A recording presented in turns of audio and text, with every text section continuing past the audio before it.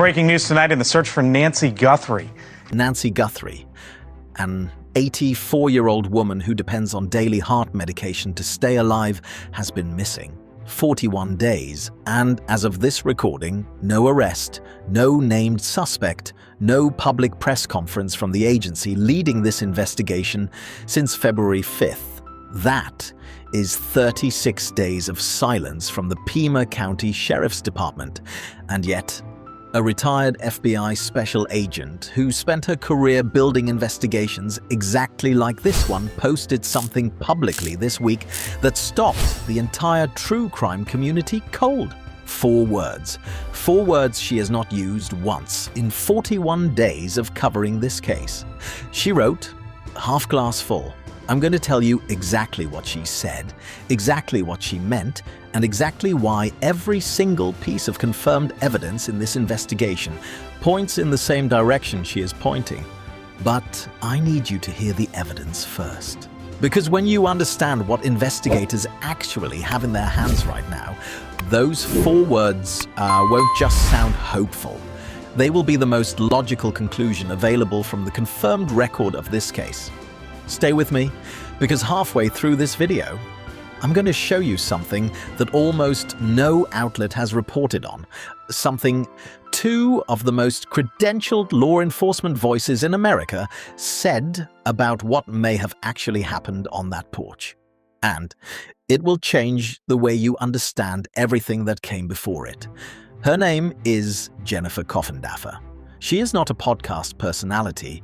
She is not a social media commentator filling time between ads. She is a retired FBI special agent who worked inside the institutional machinery that is now pursuing Nancy Guthrie's kidnapper. She has been tracking this case publicly from day one, posting on X, speaking to Newsweek, appearing across national broadcasts, and she has a record in this investigation of saying exactly what she sees. Not what sounds good, what she actually sees. When the unidentified vehicle captured on a Ring camera near the abduction window had not been identified by law enforcement, she said clearly, "That is concerning." When the DNA challenges were confirmed by Sheriff Nanos, she addressed them head-on. She does not spin. She has never once called this case closed when it was not, which is why when she posts the words "half glass full" and says she is hoping law enforcement is getting closer, you need to understand what that means coming from her specifically. She is reading a pattern, a very specific pattern, and I am going to walk you through every signal in that pattern one by one until the same conclusion she reached becomes unavoidable. In an interview that aired on the Today Show in early March, Pima County Sheriff Chris Nanos told NBC News directly that investigators are, and hold this word, definitely closer to tracking down the suspect seen in the surveillance footage. Not possibly closer, not cautiously optimistic. Definitely. Law enforcement officials do not use that word carelessly in active federal investigations. I've always kind of wondered deep down, is Nancy Guthrie a victim of a serial killer? Because the sheriff tells us, Maureen, that he's getting definitely closer. Your thoughts? Sheriff Nanos? Yeah, he says that he insists that investigators are, quote, definitely closer to nabbing a suspect. Former FBI intelligence analyst Jennifer Dolbler, who spent 13 years inside the Bureau specializing in intelligence collection, told Newsweek the statement was atypical for law enforcement officials, which is exactly the point. Atypical language from a lead investigative official in a case this significant is not accidental. Another former FBI official offered the second reading, and it is the one that matters for understanding where this investigation actually is. When investigators say they are closer and reference hot leads, it typically means they have moved past sorting through random tips and are now narrowing them down through verification, digital tracing, and forensic analysis. Moved past sorting, now narrowing. That is not the language of an investigation circling in place. That is the language of a funnel that is closing. Here is the detail that almost no mainstream outlet has reported correctly, and it is one of the most important structural signals in this entire case. In the early weeks, the FBI's presence in Tucson was enormous. Hundreds of agents. A 24-hour command post running around the clock. That visible response has since contracted. The command post relocated from Tucson to Phoenix. And in virtually every outlet that covered that move, the framing was identical. The case is cooling. Resources are being pulled back. That framing is wrong. 4 Pima County Sheriff's Department detectives and a sergeant have been formally assigned to an FBI task force and stationed full-time at the FBI's Tucson field office, specifically to work the Nancy Guthrie case. 4 detectives, 1 sergeant, full-time, single case. Coffindaffer described the structure in a recent interview. It is a red-hot case with agents, analysts, and Pima County Sheriff's officers working all actionable leads. Red-hot, not cold, not cooling.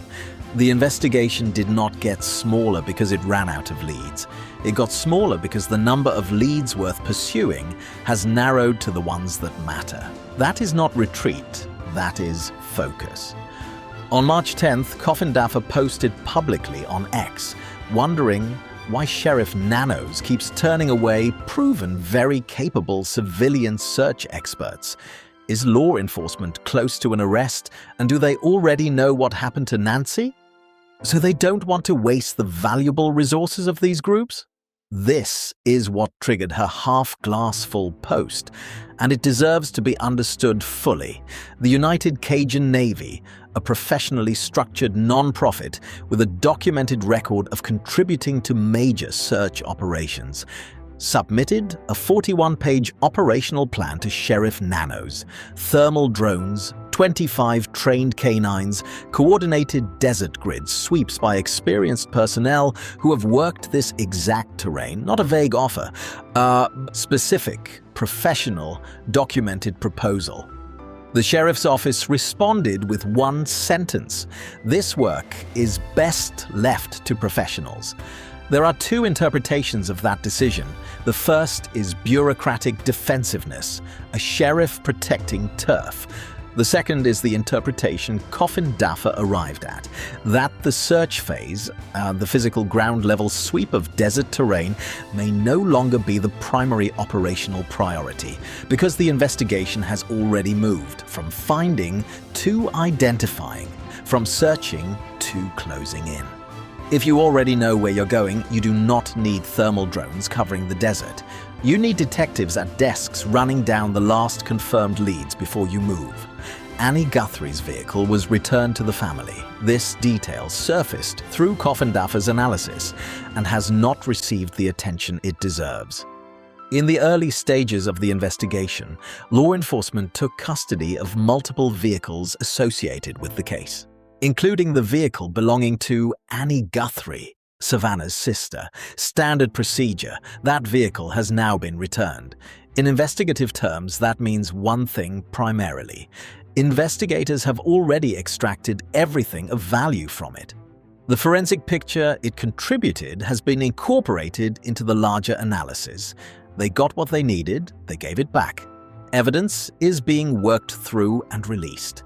The machine is moving forward, not standing still. The FBI returned to Nancy Guthrie's neighborhood for a fresh round of door-to-door canvassing in mid-March. Every outlet treated it as a sign of desperation. That reading is exactly backwards. Retired FBI Special Agent Jason Pack, who was instrumental in the early weeks and who described recovering the Nest camera footage as finding a needle in a haystack, explained precisely what the return canvas means. When agents canvass in the first 48 hours, they are working with a rough timeline, but timelines sharpen.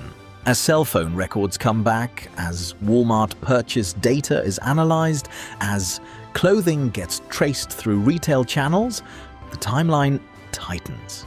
And suddenly, a neighbor's answer that seemed irrelevant 3 weeks ago becomes critical. That is the investigative process of retroactive significance. Evidence collected in the first days of a case often does not yield its full value immediately. But as each new layer of confirmed information arrives, details that seemed disconnected suddenly connect. The FBI returned to that neighborhood because they now know exactly what they are looking for. That is not desperation. That is precision. Now I need to stop and show you something, because what I am about to walk you through is the part of this case that most national coverage never fully addressed. It is the analytical frame that two of the most credentialed law enforcement voices in this story arrived at independently. And it resets everything you thought you knew about what happened on that porch. Stay with me. John Miller is CNN's chief law enforcement and intelligence analyst. Before joining CNN, he served as the NYPD's Deputy Commissioner of Intelligence and Counterterrorism. Before that, he was an assistant director at the FBI itself, and then a deputy assistant director of national intelligence. 2 Peabody Awards, 11 Emmy Awards. He published a detailed analysis of this case at the 1-month mark. And in it, he said something that I believe is the single most important analytical statement anyone has made publicly about this investigation. Here is what he said, word for word. There is always the possibility that this was some kind of planned home invasion that went completely sideways and was re-engineered into being a kidnap for ransom because the suspect's opportunities had shifted. Let me go through that sentence carefully because every word is doing specific work. Planned home invasion, not a burglary. A home invasion, a crime where the target is the home and the person inside it. The resident is part of the plan. As a witness to control, a target to harm, or a hostage of convenience, went completely sideways. Not slightly wrong, completely wrong. Whatever the masked figure came to that house to accomplish in those 41 minutes, it did not survive contact with what actually happened on that porch. Re-engineered. The crime changed shape after the fact. The plan that was ultimately executed was not the plan that was made. Someone had to improvise under extreme pressure and make decisions about how to explain what had already happened. Because the suspects' opportunities had shifted, their options changed. What they came to do was no longer possible. What they needed to do to protect themselves was different from what they intended. And then Miller said this: the key denominator here is the blood outside the front door, which offers a strong suggestion that whatever type of crime it started as, things began to go wrong very quickly. The blood is the denominator. The blood is the evidence that the crime changed. Why were the ransom notes sent to media outlets instead of the family directly? Because they were not written by someone in a position to negotiate. In every documented kidnapping for ransom, contact is made privately. A direct channel is established, a return address, a drop location, a way to put money in someone's hands and get the person back. That is how it works. That is how it has always worked. That is not what happened here. The first ransom note arrived at TMZ and at 2 Tucson television stations. It demanded $6 million in Bitcoin. It set a deadline. It contained no way for the family to respond. No return address, no phone number, no drop location. CNN's Miller described it as a one-way conversation. A ransom note that cannot be replied to is not a ransom note. It is a statement. Why did communication stop so abruptly after the deadlines passed? Because there was never going to be a negotiation. The notes were not the plan. Miller's framing, they were an attempt to re-engineer a disaster into a transaction. To give law enforcement something to chase, a living hostage, a ransom demand, instead of what may have actually happened on that porch. Miller asked directly, could someone come up with a ransom note to disguise a home invasion where the victim may have been seriously injured to salvage their crime? Salvage. The crime went wrong, and the notes were constructed to salvage something from it. I am not telling you Nancy Guthrie is dead. That conclusion has not been officially reached. The family stated as recently as late February that they believe she is alive. The investigation is open. The reward is active. Former FBI agents Coffin-Daffer and Bringle have both said this week that an arrest may be close, and investigators are operating under the presumption that Nancy is still alive. But what Miller and former FBI agent and CIA officer Tracy Walder are independently describing is the logical architecture of a crime that may have been something other than a kidnapping, and was then represented as a kidnapping after the fact. And if that is true, it means the people who did this were not trying to collect $6 million from Savannah Guthrie. They were trying to get away. Now let me give you the confirmed physical evidence portrait of the suspect, because this is where the investigation becomes concrete. Former FBI Supervisory Special Agent and criminal profiler Jim Clemente analyzed the doorbell camera footage released by the FBI on February 10th in detail. His findings are confirmed and have been independently supported by other forensic analysts. A tattoo is visible on the suspect's right wrist in the footage. Clemente told Fox News Digital that, if confirmed, it will be instrumental in helping investigators both include and exclude persons of interest. Tattoos are permanent. They are distinctive. They are visible in daily life. The people who know you see them every day. Sheriff Nanos confirmed on record that footage appeared to show a ring worn on the suspect's pinky finger, visible through his thick protective glove. Nanos said directly, "I see it. I see a ring worn on the pinky finger." A pinky ring is a specific personal accessory that someone who knows this man would recognize immediately in the FBI images. The suspect's black mustache is visible beneath the lower edge of the ski mask. His eyebrows, their shape, their heaviness, their distinctive arch, are visible through the mask. Coffin-Daffer addressed all four identifiers together in her Newsweek interview. Her assessment was direct. Between the ring, the tattoo, the clothing, the eyebrows, and the mustache, somebody knows who he is. Clemente's full profile, likely in his 30s or 40s, right-handed, not a professional. He did not anticipate the doorbell camera. He adapted in the moment, but he left evidence. His failure to fully cover his face means he almost certainly left DNA at the scene. A person with a plan who improvised when that plan met unexpected resistance, and improvisation leaves evidence.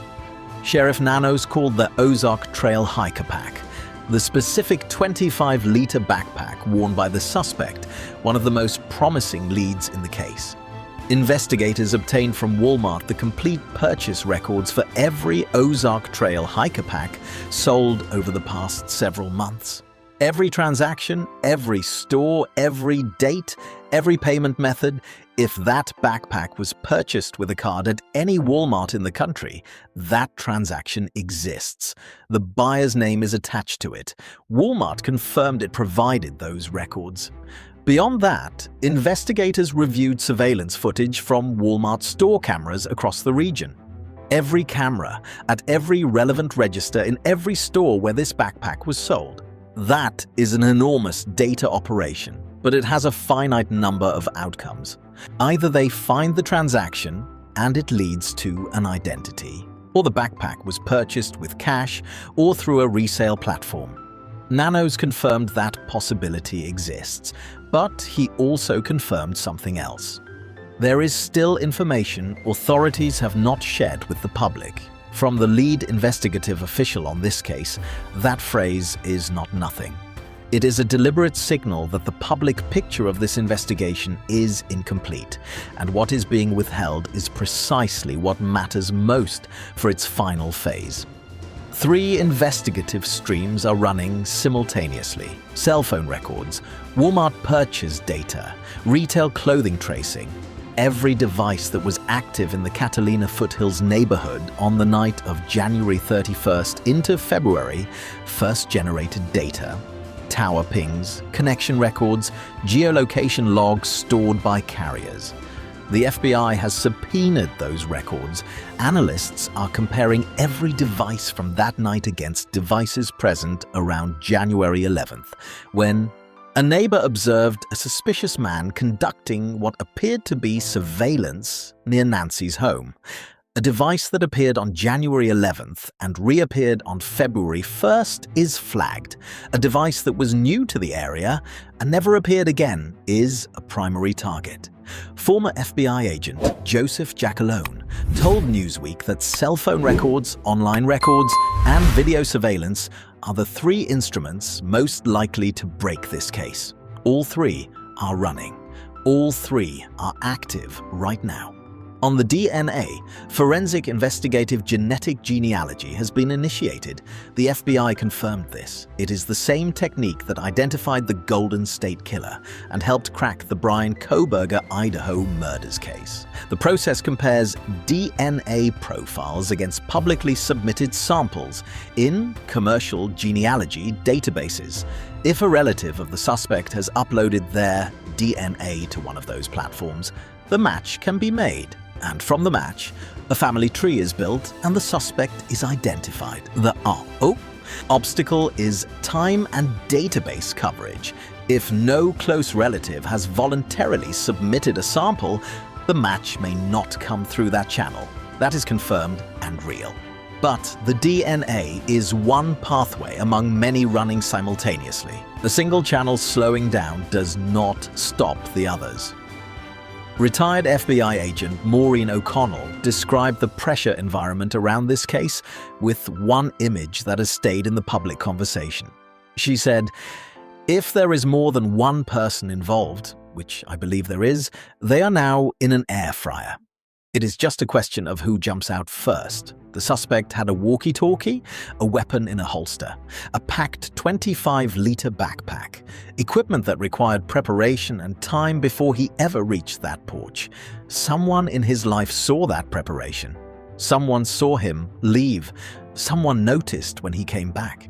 Coffindaffer told Newsweek, "I think the number one way this case gets solved is somebody coming forward who knows him, girlfriend who gets angry, a family member who calculates that $1.2 million is worth more than the silence they have been keeping."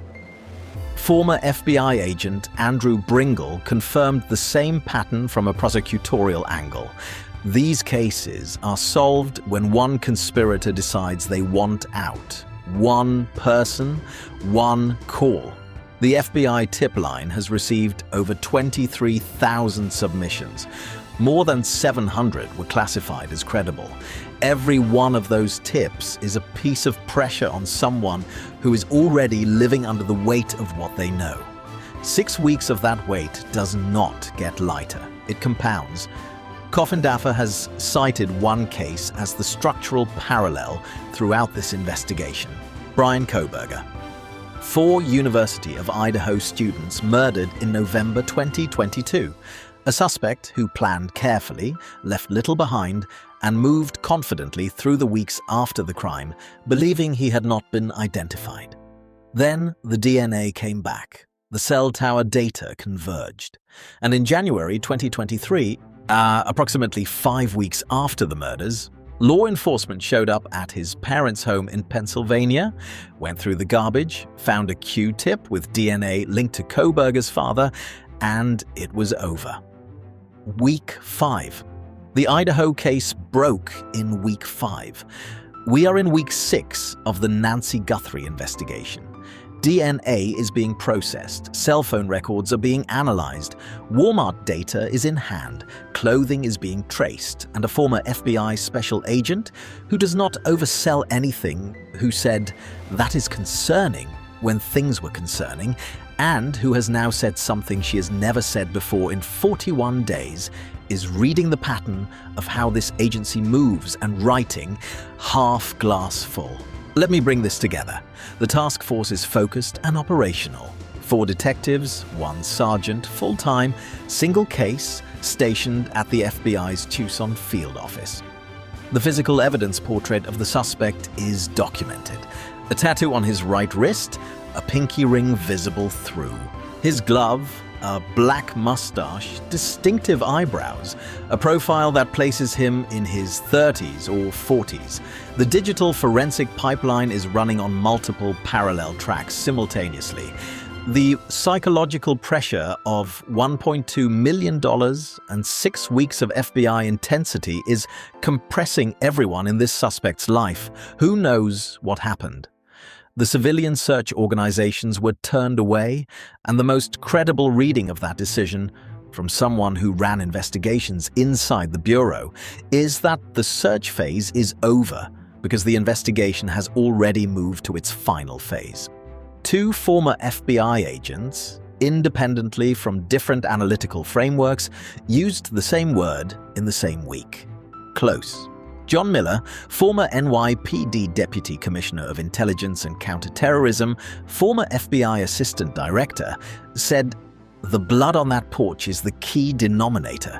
That it tells us the crime went wrong immediately." And what came after, the notes, the demands, the silence, may have been constructed to cover what was done to Nancy, not to recover her. Tracy Walder, former FBI special agent and CIA officer, said 4 words that carry the full weight of her career. It's just too targeted. Someone who knew this neighborhood. Someone who had surveilled that house. Someone connected, through obsession or retaliation, to Savannah Guthrie specifically. Neither of them said Nancy Guthrie is dead. I am not saying it. Behind every piece of analysis in this video is a family. Savannah, Cameron, Annie, who have stood in front of cameras and begged, who have placed flowers outside their mother's home and written cards that read, "Though we are surrounded by so much darkness, our love burns bright." What I'm saying is what the confirmed evidence says, what the confirmed investigative signals say, what 2 former FBI agents are now saying independently and publicly, 41 days in. An arrest may be close. The reward is $1.2 million. The tip line is 1-800-CALL-FBI, anonymous, confidential. Nancy Guthrie needs her medication. Her family needs her home. And somewhere in someone's life right now is the person who knows exactly where she is, sitting with the full weight of 41 days and $1.2 million sitting on the other side of one phone call. Somebody knows. Make the call.